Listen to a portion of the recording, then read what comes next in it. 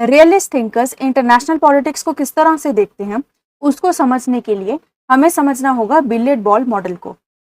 अगर एक बार हम ये मॉडल को समझ लेंगे तो रियलिज्म के सभी कॉन्सेप्ट और अजम्पशंस एकदम क्लियर हो जाएंगे। तो hello and welcome to the political desk, this is me Nivedita Agarwal. आज हम समझेंगे कि ये बिलियर्ड बॉल मॉडल है क्या। तो एक बार जितने भी हमारे यहाँ पे एजम्पशंस हैं उनको इस मॉडल से कंपेयर करके समझ लेते हैं। फिर लास्ट में मैं आपको एक समरी में बताऊंगी कि एक्चुअली रियलिज्म में क्या क्या कहा गया है।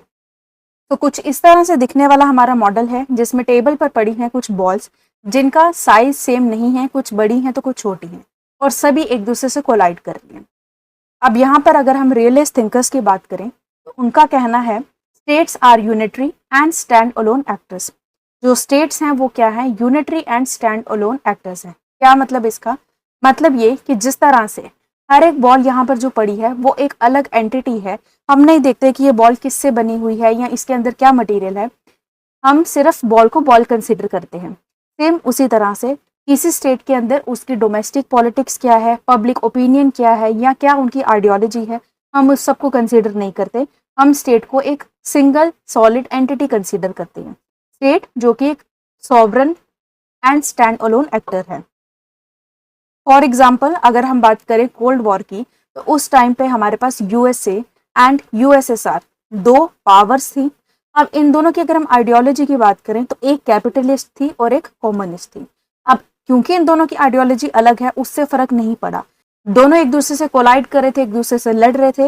एज अ स्टेट हम स्टेट की तरह उसको देख रहे थे, हम ये नहीं देख रहे थे कि उनकी अंदर की डोमेस्टिक पॉलिटिक्स क्या है या उनकी आइडियोलॉजी क्या है।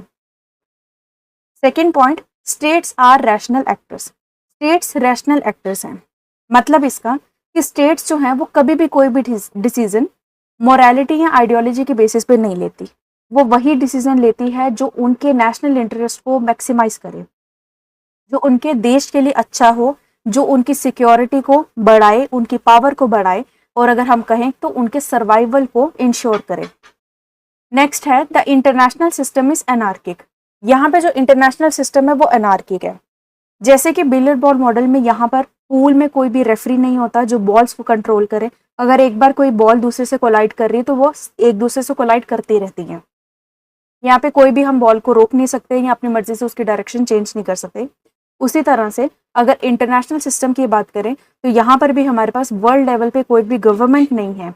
इसका मतलब जो स्टेट्स हैं वो अपने लिए खुद अपने सेल्फ डिफेंस के लिए ही वर्क करेंगी, अपने सर्वाइवल को इंश्योर करने के लिए अपने आप को बचाएंगी।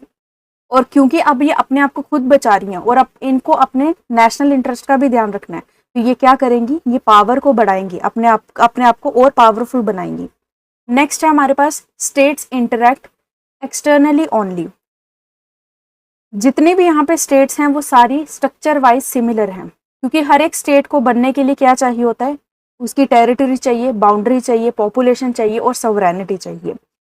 तो हर एक स्टेट जो है उन सब की जो स्ट्रक्चर है वो तो सिमिलर है, लेकिन यहाँ पर क्योंकि इनके पास एक हार्ड पेनिट्रेबल बाउंड्री रहती है जिसको कोई पेनिट्रेट नहीं कर सकता, तो जो भी यहाँ पर स्टेट्स इंटरेक्ट करती है वो एक्सटर्नली करती है, मतलब बाउंड्री टू बाउंड्री सिर्फ इंटरेक्ट करती है।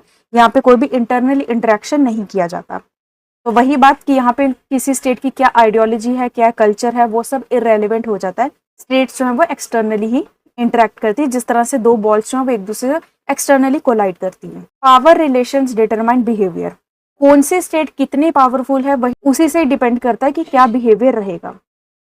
अब जैसे कि यहाँ पे हमारे बिलियर्ड बॉल मॉडल में कोई बॉल्स जो है वो काफी बड़ी हैं, कोई छोटी हैं, तो जो जितनी बड़ी है वो दूसरे को और फोर्सफुली कोलाइड करेगी, जितना ज्यादा कोलाइड करेगी दूसरी उतना दूर जाएगी।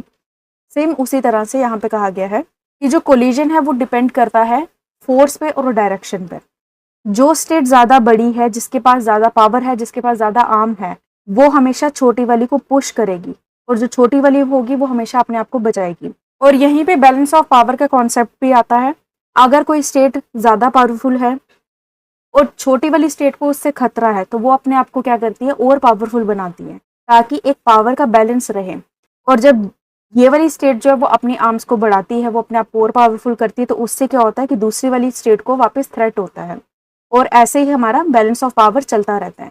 एट द एंड हमें चाहिए क्या, हमें पूरे इंटरनेशनल सिस्टम में एक इक्विलिब्रियम चाहिए, एक बैलेंस ऑफ पावर चाहिए, किसी के पास भी ज्यादा पावर ना हो और किसी के पास कम पावर ना हो। बस इसी सब के कारण हर एक स्टेट जो है वो दूसरे से अपने आप को बचाने के लिए या अपने आप को और पावरफुल दिखाने के लिए और ज्यादा पावर को अपने पास रखना चाहती है। और यही सब के चलते क्या होता है, स्टेट्स आपस में कोलाइड करती है, आपस में कोलिजन होती है।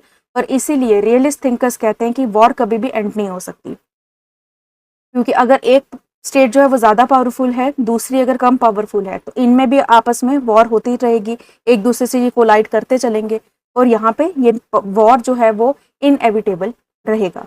तो इन शॉर्ट हमने यहाँ पे क्या समझा कि यहाँ पे जितनी भी इंटरनेशनल सिस्टम में स्टेट्स जो हैं उनका सबसे पहले तो बाउंड्रीज जो है वो आपस में कोलाइड करती है। इंटरनली उनके डोमेस्टिक लेवल पर क्या चल रहा है उससे मैटर नहीं करता, इंटरनेशनल लेवल पे अगर हम देख रहे हैं तो। देन हमारे पास जो ज्यादा पावरफुल स्टेट होगी वो हमेशा छोटी स्टेट्स को या जो कम पावरफुल स्टेट्स हैं उनको हमेशा एक थ्रेट ही देंगी। और इसी थ्रेट के कारण वो स्टेट्स जो हैं, छोटी जो स्टेट्स हैं, वो अपनी पावर को और बढ़ाएंगी, क्योंकि उनको क्या करना है, अपने नेशनल इंटरेस्ट को मैक्सिमाइज करना है। और जब कोई स्टेट अपनी पावर को और बढ़ाती है तो उससे क्या होता है, अपोजिट साइड की जो स्टेट है वो उससे ज्यादा अपने आप को पावरफुल बनाने के लिए और पावर को रखती है।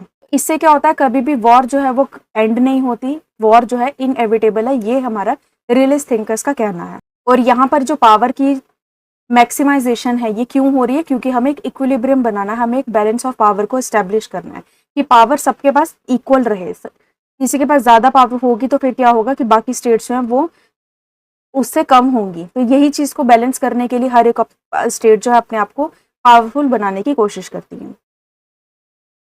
तो इससे हमें एक चीज तो समझ आई कि जो रियलिस्ट थिंकर्स हैं उनके लिए स्टेट्स काफी इंपॉर्टेंट है। सेकंड कि रियलिस्ट थिंकर्स जो हैं वो स्टेट को बॉर्डरलेस नहीं कहते बिल्कुल भी। ये मैं क्यों बता रही हूँ आपको आगे नेक्स्ट लेक्चर में समझ आएगा। स्टेट्स जो है वो कभी भी बॉर्डरलेस नहीं है, ऐसा नहीं कहते। और दूसरा कि स्टेट्स जो है वो काफी इंपॉर्टेंट है रियलिस्ट थिंकर्स के लिए इंटरनेशनल सिस्टम में। और इंटरनेशनल सिस्टम क्या है, एनार्किक है। अब ये जो पूरा बिलेट बॉल मॉडल जो है वो किसने दिया था, वो दिया था एर्नॉल्ड वॉल्फर ने। एर्नॉल्ड वॉल्फर ने ही ये बिलेट मॉडल जो था वो दिया था रियलिज्म को समझने के लिए कि कैसे इंटरनेशनल सिस्टम में स्टेट्स जो है वापस में लड़ती हैं। अब अगर आपको ये चीज समझ आ गई तो यहाँ पर एक दो कॉन्सेप्ट हैं जो आपको समझने हैं ताकि आपको इंटरनेशनल सिस्टम और अच्छे से समझ आए। एक होता है बैलेंसिंग, एक होता है बैंड बैंडिंग। बैलेंसिंग क्या होती है, aligning with other weaker states to contain and offset rising threat. Balancing में क्या होता है कि जो हमारे पास जो वीकर स्टेट्स हैं उनके साथ हम अलाई करते हैं, उनको अपने साथ मिलाते हैं ताकि जो हमारे पास सामने अगर कोई थ्रेट है उसको हम रोक सके।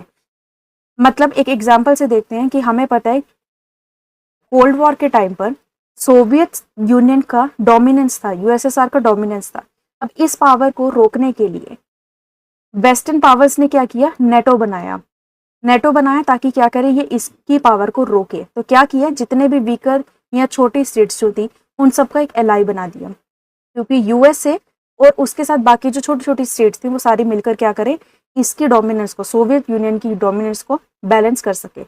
एक ये कॉन्सेप्ट होता है जो इंटरनेशनल सिस्टम में कहीं कहीं लगता है, कभी हमें बैलेंसिंग करनी पड़ती है, कभी हमें बैंड वैगनिंग करनी पड़ती है। बैंड वैगनिंग क्या होती है, aligning directly with the strongest threatening power for protection और शेयर ऑफ स्पॉइल्स।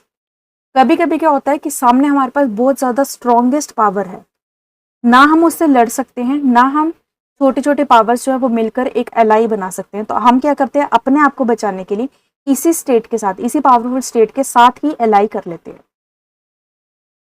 इसका एग्जाम्पल है रोमानिया एंड बुल्गारिया। इन दोनों ने एक्सिस पैक्ट को ज्वाइन कर लिया था वर्ल्ड वॉर 2 के टाइम पर, क्योंकि उनको पता था कि हम अकेले ना ही लड़ सकते हैं, ना ही हम अगर लड़ेंगे तो हम जीत सकेंगे। तो इन्होंने क्या किया, पावरफुल स्टेट के साथ अपने आप को जोड़ लिया, पैक्ट बना लिया, ताकि क्या करें, अपनी आप की प्रोटेक्शन भी कर सके। तो बैलेंसिंग और बैंड वैगनिंग क्या होगी, बैलेंसिंग मतलब छोटी छोटी स्टेट्स जो है वो मिलकर क्या कर रही है, सामने वाले की जो पावर है उसको बैलेंस आउट करना चाहती है। और बैंड वैगनिंग हो गया जिसमें हम जो स्ट्रॉन्गेस्ट पावर है उसके साथ डायरेक्टली हम अलाई कर लेते हैं।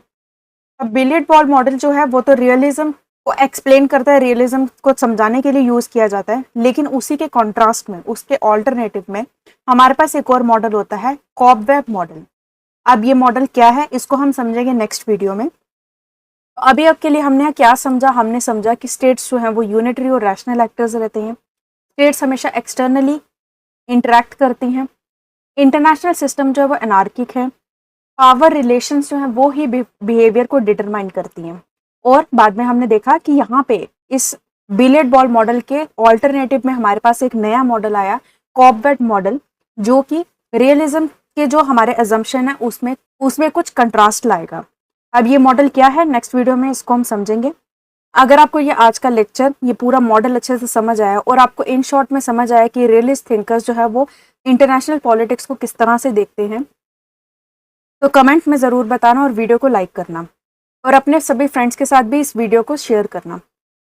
चैनल पे अगर न्यू है तो चैनल को सब्सक्राइब करके रखना।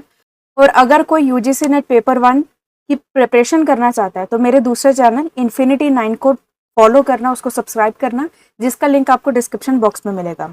वहां पर हमारी एक मैथ्स की अल्टीमेट सीरीज चल रही है जिसमें हम बिल्कुल बेसिक से मैथ्स को डिकोड कर रहे हैं कि किस तरह से मैथ्स को सॉल्व किया जाए, मैथ्स के क्वेश्चन को सॉल्व किया जाए। चाहे आपका बैकग्राउंड मैथमेटिक्स है या नहीं है, आपके लिए वो काफ़ी हेल्पफुल रहेगी। तो मिलेंगे फिर नेक्स्ट वीडियो में। Till then take care, bye bye.